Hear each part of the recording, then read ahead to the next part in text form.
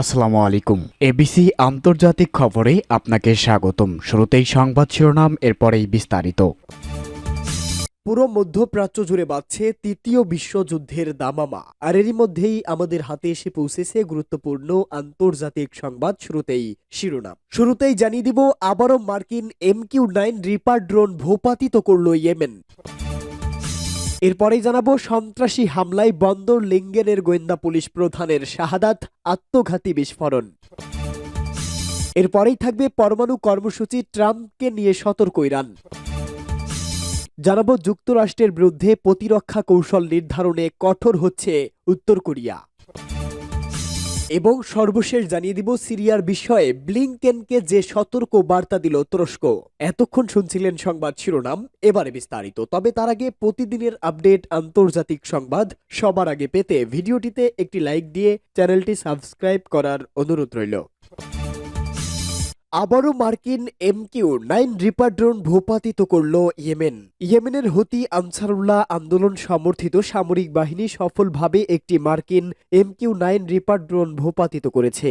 ইয়েমেনের সামরিক বাহিনী প্রকাশিত এক বিবৃতিতে এই ঘোষণা দেওয়া হয়েছে।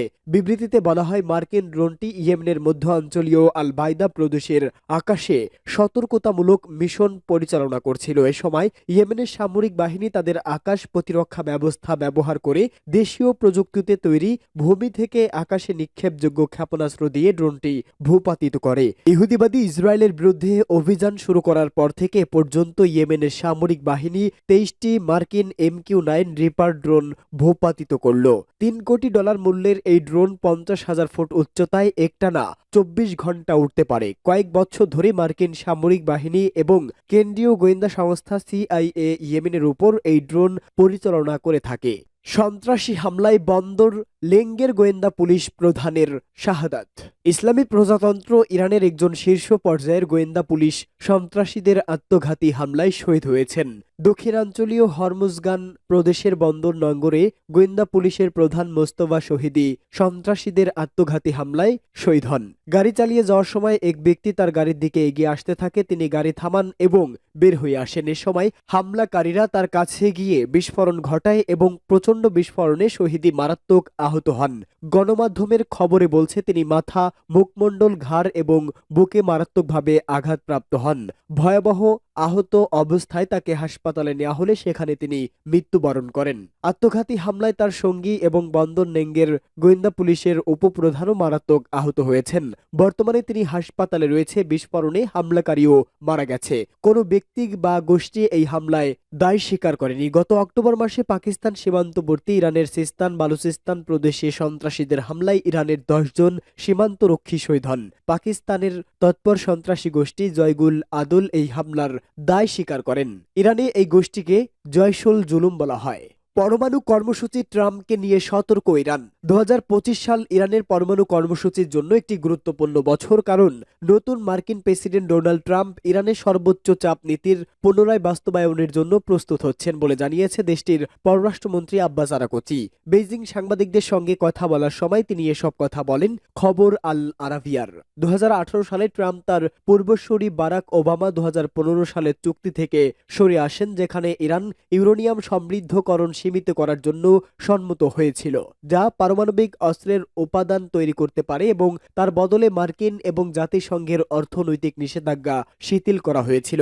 ইরানের পররাষ্ট্রমন্ত্রী ইরানের রাষ্ট্রায়ত্ত টিভির মাধ্যমে যে বক্তব্যটি প্রচারিত হয়েছিল তাতে তিনি উল্লেখ করেন যে তিনি চীনের তার সহকর্মীর সঙ্গে এই বিষয়টি নিয়ে আলোচনা করেছেন। তবে তিনি ট্রাম্পের নাম উল্লেখ করেননি কিংবা কিভাবে এই বছরটি গুরুত্বপূর্ণ হতে পারে তা স্পষ্ট করেননি। ইরানের নেতাদের প্রধান উদ্বেগ হতে পারে যে ট্রাম্প ইসরায়েলি প্রধানমন্ত্রী বেনিয়ামিন নেতানিয়াহুকে ইরানের পরমাণু স্থাপনাগুলোকে আক্রমণ করার ক্ষমতা দিতে পারে। একই সঙ্গে ইরানের গুরুত্বপূর্ণ তেল শিল্পে মার্কিন নিষেধাজ্ঞা আরও কঠোর হতে পারে।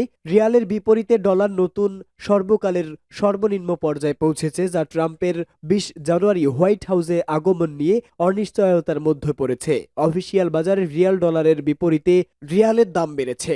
এছাড়া আনুষ্ঠানিকভাবে ইরানে মুদ্রাস্ফীতি প্রায় 35% বলে জানানো হয়েছে। ইরানিরা যারা তাদের সঞ্চয় রক্ষা করতে চাচ্ছেন তারা ডলার, অন্যান্য শক্তিশালী মুদ্রা, সোনা বা ক্রিপ্টোকারেন্সি ক্রয় করেছেন, এবং রিয়াল নভেম্বরে ট্রাম্প নির্বাচিত হওয়ার পর থেকে মোট 18% কমে গেছে। যুক্তরাষ্ট্রের বিরুদ্ধে প্রতিরক্ষা কৌশল নির্ধারণে কঠোর হচ্ছে উত্তর কোরিয়া। কোরিয়ার ওয়ার্কার্স পার্টির কেন্দ্রীয় কমিটির এক অধিবেশনে মার্কিন যুক্তরাষ্ট্রের প্রতি অত্যন্ত কঠোর প্রতিক্রিয়া কৌশল ঘোষণা করেছে উত্তর কোরিয়া। রাষ্ট্রীয় গণমাধ্যম KCN এর খবরে বলা হয়েছে 23 ও 27 ডিসেম্বর অনুষ্ঠিত এই পূর্ণাঙ্গ অধিবেশনে বছরের রাজনৈতিক ফলাফলের সারসংক্ষেপ এবং পরবর্তী বছরের কাজের ক্ষেত্রগুলো নির্ধারণ করা হয়। এতে সভাপতিত্ব করেন উত্তর কোরিয়ার নেতা কিম জং উন। ভাষণে কিম বলেন, মার্কিন যুক্তরাষ্ট্রের প্রতি একটি অত্যন্ত কঠোর প্রতিক্রিয়া কৌশল তুলে ধরা হবে, যা উত্তর কোরিয়ার ভবিষ্যৎ রাষ্ট্রীয় স্বার্থ রক্ষা এবং এর নিরাপত্তা নিশ্চিত করার জন্য ধারাবাহিকভাবে প্রয়োগ করা হবে। তিনি আরো বলেন, মার্কিন যুক্তরাষ্ট্র সবচেয়ে প্রতিক্রিয়াশীল রাষ্ট্র, যেটি কমিউনিস্ট বিরোধী একটি স্থায়ী রাষ্ট্রীয় নীতি হিসাবে দেখে। বর্তমান ব্যবস্থা, যেখানে মার্কিন যুক্তরাষ্ট্র, জাপান এবং দক্ষিণ কোরিয়ার মাধ্যমে একটি আগ্রাসী পারমাণবিক সামরিক ব্লক হিসাবে বিস্তৃত হয়েছে। উত্তর কোরিয়ার সর্বোচ্চ নেতা বলেন, মার্কিন যুক্তরাষ্ট্রের কমিউনিস্ট বিরোধী জোট আমাদের কাছে স্পষ্ট করে দেয় আমাদের কোন দিকে যাওয়া উচিত, আমাদের কি করা উচিত অথবা কিভাবে করা উচিত। কিম দেশের প্রতিরক্ষা সক্ষমতা বৃদ্ধিতে উল্লেখযোগ্য অর্জন তুলে ধরেন। তার ভাষণটি একটি দূরদর্শী বৈদেশিক নীতি অনুসারে দলের সুনির্দিষ্ট পরিকল্পনার দিকে ইঙ্গিত করে। সিরিয়ার বিষয়ে ব্লিংকেনকে যে সতর্ক বার্তা দিল তুরস্ক।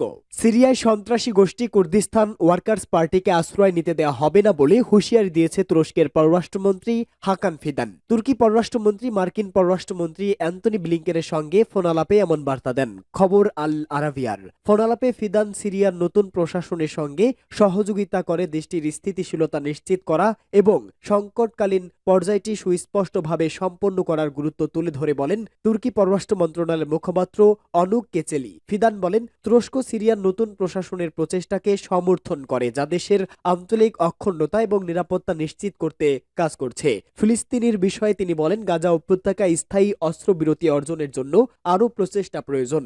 রাষ্ট্র দপ্তরের মুখপাত্র ম্যাথিউ মিলারের মতে, ব্লিংকেন একটি সিরিয়ার নেতৃত্বাধীন এবং সিরিয়া মালিকানাধীন রাজনৈতিক প্রক্রিয়া সমর্থন করার প্রয়োজনীয়তার উপর জোর দেন, যা মানবাধিকার বজায় রাখে এবং একটি অন্তর্ভুক্তিমূলক এবং প্রতিনিধিত্বমূলক সরকার প্রতিষ্ঠার উপর গুরুত্ব আরোপ করেন। মিলার একটি বিবৃতিতে জানান, ব্লিংকেন এবং ফিদান তাদের সাধারণ লক্ষ্য নিয়ে আলোচনা করেছেন, যা তুরস্ক এবং সিরিয়া উভয়ের নিরাপত্তা সুরক্ষিত রাখতে সন্ত্রাসবাদের হুমকি প্রতিরোধ করে।